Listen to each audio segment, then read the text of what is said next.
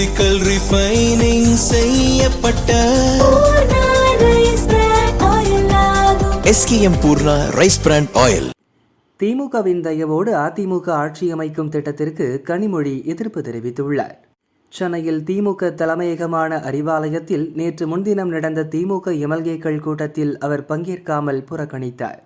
திமுக மூத்த நிர்வாகிகள், தொண்டர்கள் அதிமுக ஆட்சி அமைக்க திமுக ஆதரவு அளிப்பதை விரும்பவில்லை. சட்டசபை தேர்தலுக்கு முன் திமுகவில் இணைந்த முன்னாள் முதல்வர் பன்னீர்செல்வம், முன்னாள் அமைச்சர் வைத்திலிங்கம், மனோஜ் பாண்டியன் போன்றவர்கள் வெற்றி பெற்றுள்ளனர். அதிமுக ஆட்சி அமைப்பதற்கு திமுக ஆதரவளிக்கும் முடிவுக்கு அவர்கள் சம்மதம் தெரிவிக்கவில்லை. எதிர்ப்பும் தெரிவிக்காமல் மௌனம் காத்ததாக தெரிகிறது.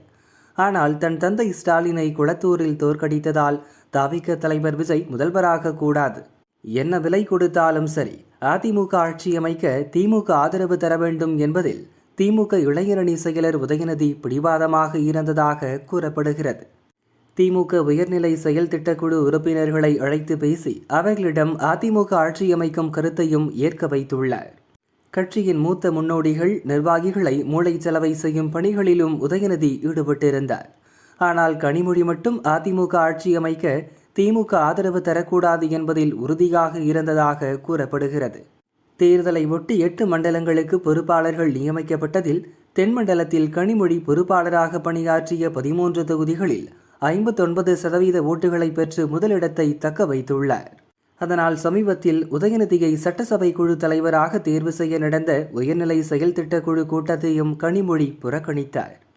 மேலும் தமிழகம் முழுதும் உள்ள கட்சி நிர்வாகிகளும் திமுக தொண்டர்களும் கனிமொழியை தொடர்பு கொண்டு அதிமுக ஆட்சிக்கு ஆதரவு தரும் திட்டத்திற்கு தங்கள் எதிர்ப்பை தெரிவித்துள்ளனர்.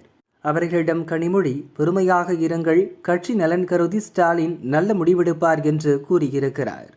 இந்நிலையில் ஆங்கில செய்தி நிறுவனத்திற்கு பேட்டியளித்த கனிமொழி, திமுக ஆதரவில் அதிமுக கூட்டணி ஆட்சியமைக்கவிருப்பதாக வெளியாகும் செய்தி வெறும் வதந்தி.